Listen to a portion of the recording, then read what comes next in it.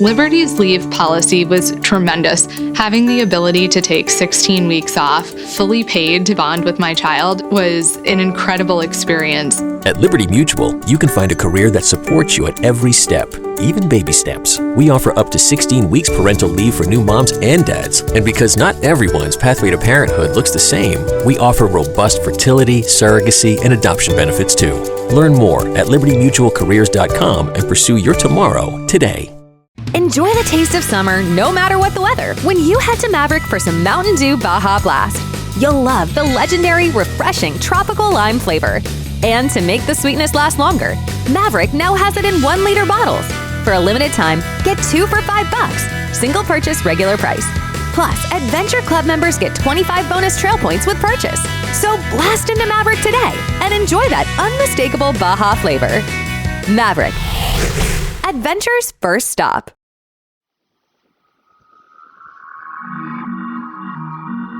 I'm Laurah Norton, and this is One Strange Thing, the show where we search the nation's news archives for stories that can't quite be explained.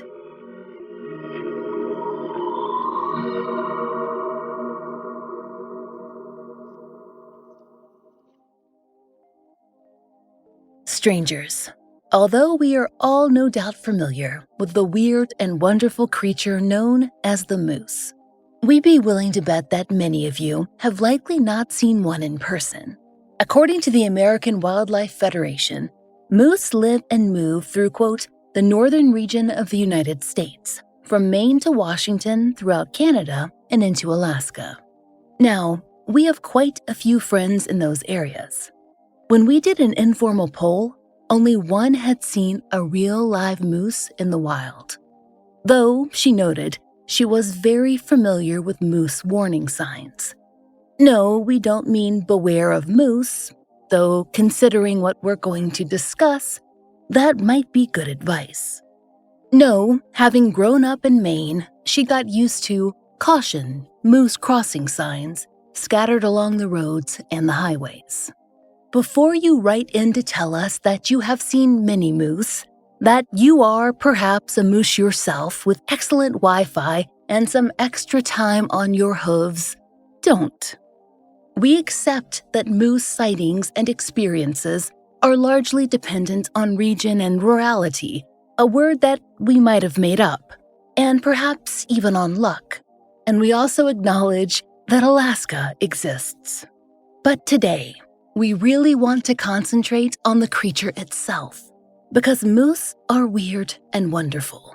If we didn't know that they were real, we might suspect that someone had gotten drunk and made them up just for funsies. Those big, expressive muzzles, the skinny legs that don't seem capable of carrying so much animal, the absolute majesty of those velvety antlers that aren't just for show. National Geographic tells us that moose are usually brownish or blackish in color, and that they're big, very big. The largest of the deer species, as Geographic explains, with a height up to 6 feet, and that does not include the antlers. Those can be 6 feet too, from the tip of one branch to another. It's not surprising then that, depending on the season, a moose can eat up to 75 pounds of food a day. And though moose are vegetarians, you do not want to tangle with one. They have sharp hooves to go along with those wicked-looking antlers. And as many wildlife websites seem very excited to report, moose are considered to be the most dangerous mammal in the United States. That is, in terms of attacks on humans. As Alaska Public Media points out, in their state, quote, more humans are hurt by moose every year than by bears, and a vehicle collision with a moose can be deadly. But for now, let's go back to one of the moose's most distinctive features, antlers. Antlers are the purview of male moose, of course, and they actually shed and regrow portions of their majestic head chandeliers every spring. Per ABCY Chicago, this antler shedding is called casting and occurs among moose, elk, and deer. In fact, the bloody, frightening result has come up in more than one of our cryptid stories. Local officials have often chalked up the frightening monsters that folks see in the woods to shedding moose and deer. Speaking of those antlers, moose mostly fight other moose during mating season, but they also defend themselves against predators, which, as Menofloss points out, includes packs of wolves. Even though moose can weigh up to 1,500 pounds, a wolf pack can take one down. But trust us, a human does not want to be charged by an angry moose, or even an irritated one. Now, back to Maine. We mention Maine not only because, spoiler, this episode takes place there, and as Maine's official website proudly tells us, it's home to the highest moose population in the lower 48 states. We guess they didn't want to tangle with Alaska on that one. But in terms of segues, it's very convenient for us, because today we want to talk to you about a very particular Maine moose. Was it some ghost, a cryptid, an immortal monster? Opinions vary, but we can say that the Specter Moose of Maine has a long history, a century or more, and has popped up in the state's regional reporting on and off for just as long. The most frequent sightings of the creature occurred in the early 20th century, up through the 1930s or so, though of course occasional claims have continued. And what did people see when they saw the Specter Moose of Maine? A huge moose. The King Kong of moose, impossibly heavy and tall, with a bright gray or white coat, and the ability to evade all hunters who hope to catch it as the ultimate prize. So yes, we were interested in learning more, and we think you will be too. So come along, antler queens, we mean strangers, and listen to the origins of this strange tale. What is the Specter Moose exactly? Perhaps it's just a tall tale, or a normal animal grown impossibly large. How about a cryptid, or some sort of forest spirit? Maybe most of the above, depending on who claimed to see the creature and where. As you might imagine, most who spotted the Specter Moose had reason to be in the woods. Hunters, lumberjacks, and others who made their living in the Maine wilderness. The kind of people, we think, who'd know their way around a forest and not mistake, say, a tree with an owl sitting in it for a giant monster. However, superstition and darkness can add up to quite a story, especially when there are elements of the story that are proven in other separate instances.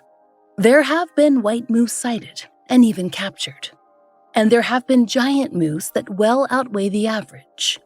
But what about a combination of the two? And there's a little more to the tale that makes this ghostly moose singular. It shouldn't be so fast. It shouldn't be so difficult to catch. And it seems to be around quite a lot, and for quite a long time. The earliest mention we found came in 1899 in the Plain Dealer, in an article with a title that declared, "The Specter Moose, gray monster of the forest, again seen near Lobster Lake, Maine." According to this report, the quote, "great gray beast" seems to have been a known entity even back then because it makes reference to previous reports. In the span of the early articles we saw, from 1899 to 1904 or so, the moose seems to have shifted color from gray to white. In the same time period, it also had its good name besmirched and then had something of a comeback. We'll get into that.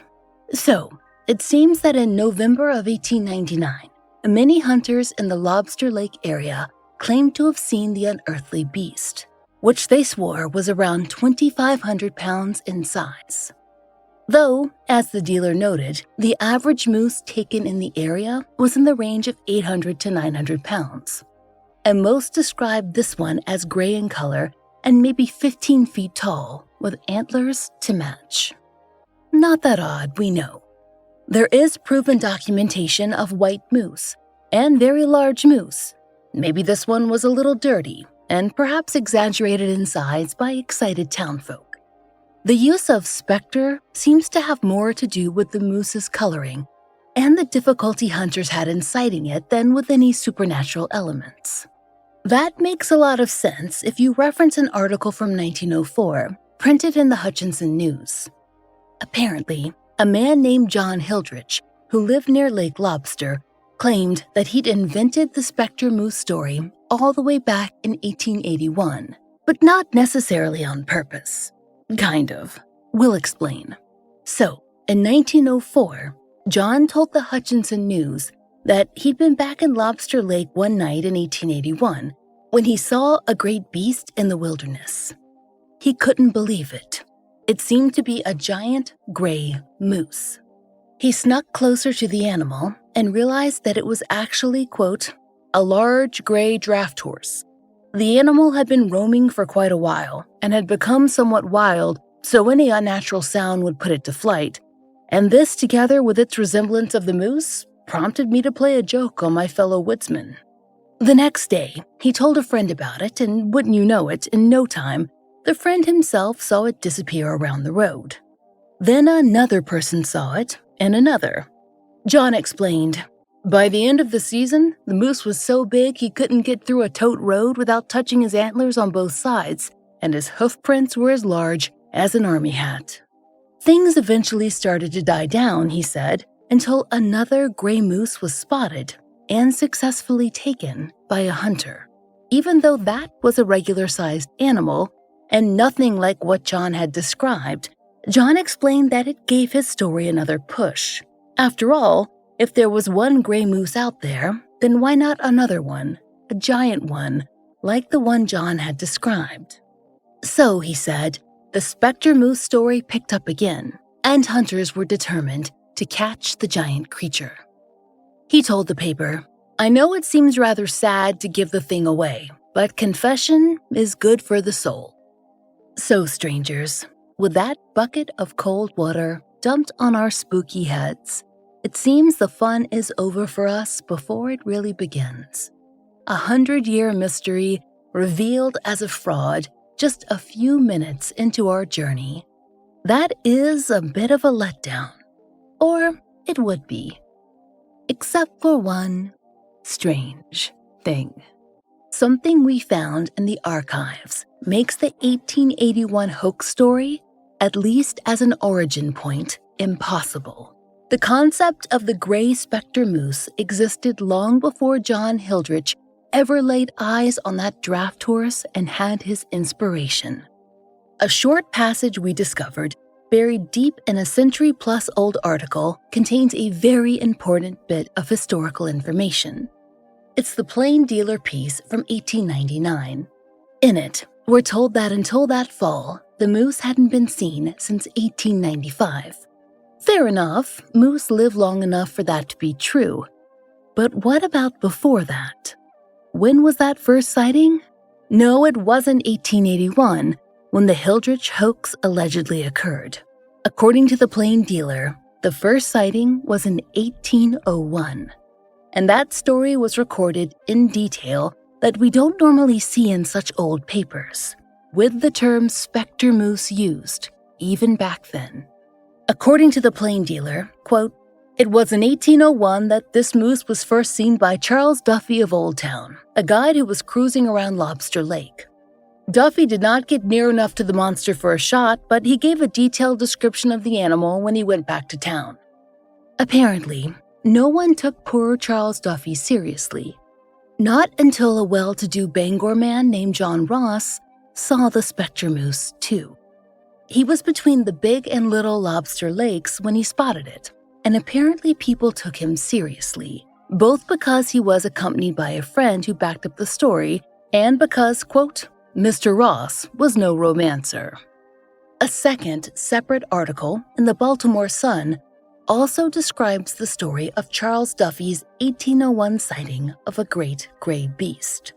The townsfolk of 1801 did what the townsfolk of 1899 eventually did. They went out to try and bag that moose. But of course, they had no luck.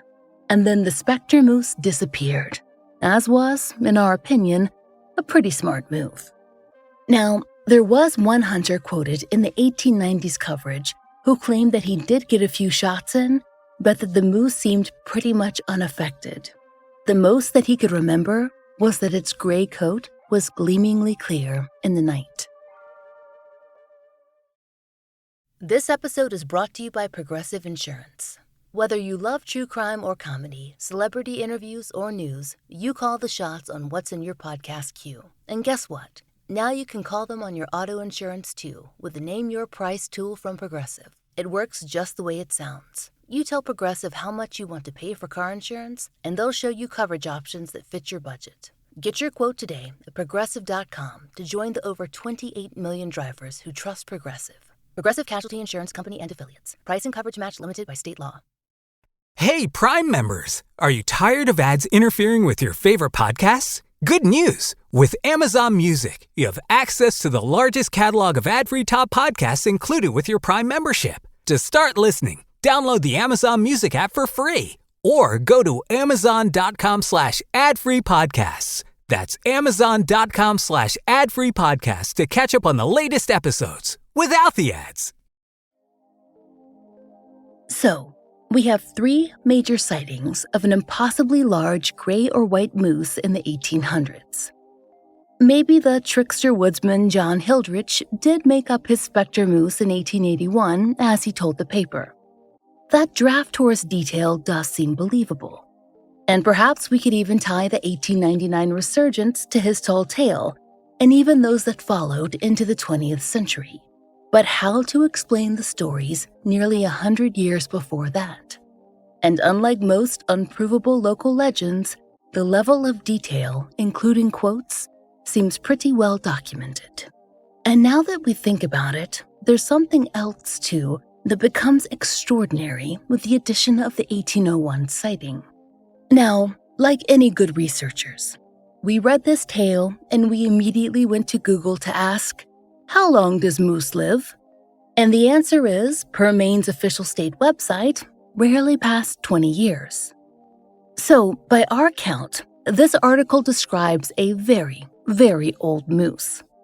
It's interesting that, even when referencing the 1801 sightings a century before, the 1899 reporters seem to assume that it's still the same moose, which is pretty odd, but we guess they figured that there weren't a lot of giant gray or white moose wandering around.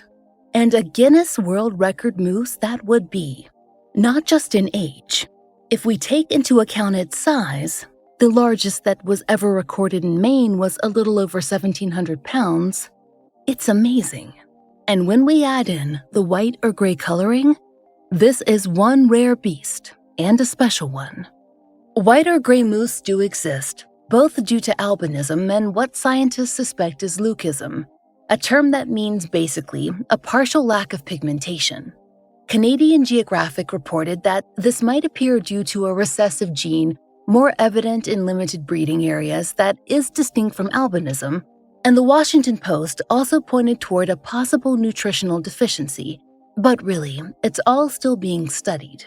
The big takeaway, as the Washington Post notes, is that a white moose in a habitat not designed for white moose is going to be a big target for predators, human and animals alike. That makes the whole Specter Moose story all the more marvelous, because that creature would be so easy, theoretically, to catch. That's part of the reason some Canadian authorities declared it illegal to shoot white moose back in 2006. According to the Global News, they're most often spotted in Ontario, where the protections were most needed. It's about 876 miles from Ontario to Bangor, Maine.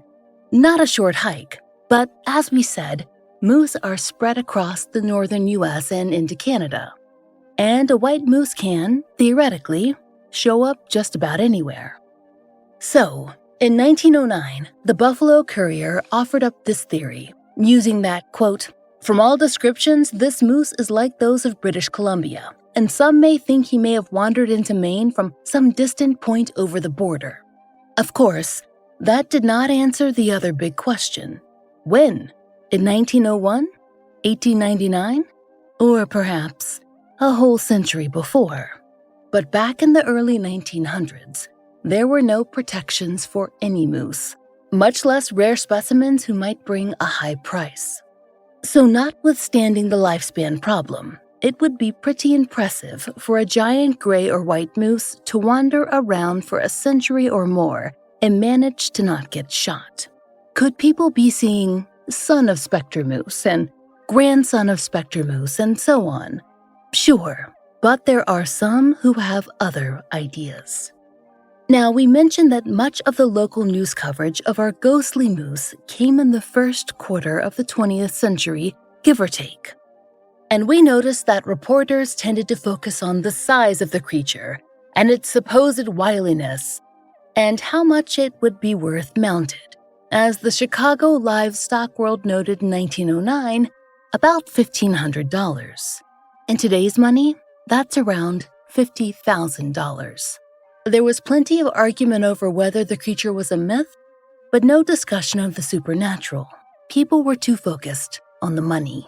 But perhaps those undercurrents began to appear when in 1911 or so, the Quad City Times reported that a New York hunter encountered the moose in a previous season. That hunter had apparently fired, quote, .38 caliber mushroom slugs into the moose. That's the second mention we've seen of a shooting, but unlike the first account, we're graced here with the moose's reaction. To summarize, the moose did not like it. The Times reported that, quote, the moose charged, and there, being no tree handy that was small enough to climb, the hunter took refuge in a bear cave under a ledge, remaining there for an hour or more until the moose had business elsewhere. And just a little later, the same great moose was also accused of, quote, following a man 8 miles as he rode, we imagine quite quickly, on a bicycle. That's the man, not the moose. That kind of determination, that willingness to track humans, that lack of fear, perhaps that was the start of the preternatural elements of the tale. Then, in 1938, an article appeared in the Reno Gazette stating that after an apparent break, the Specter Moose was back. The reporter explains, now he is stalking again, this time along the west branch of the Penobscot River. Always hunters get near enough to be appalled by this gigantic beast, but seldom in range for an effective shot. Not only his ghostly hue, but his keen scent, cute hearing, and seemingly magical power of instant disappearance have built up the legend of a wraith. Sightings become more interesting at this point, not the least because, as the Bangor Daily News points out, moose hunting became illegal in the United States in 1935 because of the decimation of the moose population. Hunting wasn't reinstated until 1980, and then with tightened restrictions and limited permits. In that period between, the Specter Moose couldn't be hunted, not legally, so perhaps it's not a surprise that its appearance brought about a little less avarice and a little more awe. Sightings have continued on and off since then. Occasionally, reporters have tracked down Mr. Loren Coleman, one of the world's foremost experts in cryptozoology. You'll no doubt recognize his name from previous episodes. And conveniently for Maine journalists, he's a local, a resident of Portland. He's also particularly interested in his state's own strange creatures.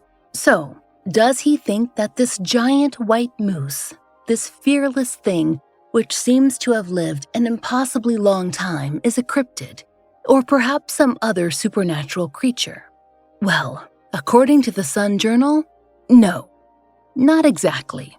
Loren Coleman doesn't take a strong stance on the issue, but he told the paper in 2007 that, quote, he thinks hunters are maybe seeing albino game, but there might also be something else going on. He told the paper, I remain very open-minded. But he also added that he was 98% sure that it's not a new species. Loren Coleman also noted that he did receive reports of giant moose through his website, and that one had come in just the summer before the article ran. On the whole of it, we think we land where Loren Coleman does. After all, there's precedence for white moose and for giant moose. So a wholly new cryptid that is what amounts to a very wily, very large white moose seems a little redundant. Why has it been seen for so long? and remain so huge and fast and clever in each telling? That we're not so sure of. Hunters' tales may be like fishermen's tales, with the game growing bigger in every telling. But the idea of an impossibly large, impossibly old creature evading capture for an impossibly long time? We're more than willing to listen to that story, tall tale or not. And the forest is a strange place, isn't it? The parts we have left, at least.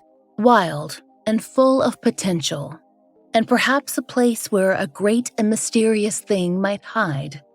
Maybe for longer than any of us might imagine.